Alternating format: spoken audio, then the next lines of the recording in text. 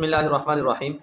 4 مقامات ایسے ہیں جہاں پہ آپ مال خرچ کریں تو قیامت کے دن اس کا حساب نہیں لیا جائے گا۔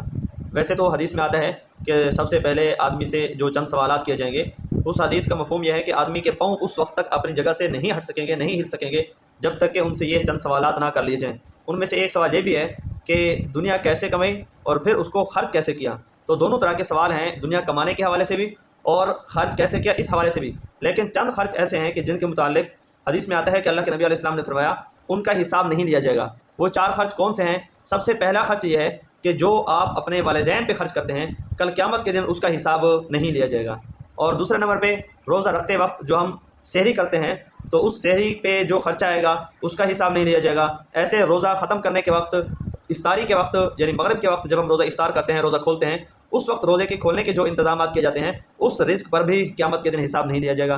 یہ 3 ہو گئے۔ اور چوتھا، اپنے اہل خانہ پہ جو آپ پیسہ خرچ کرتے ہیں یعنی اپنے بیوی پہ، بچوں پہ، تو اس کا بھی کل قیامت کے دن حساب نہیں لیا جائے گا۔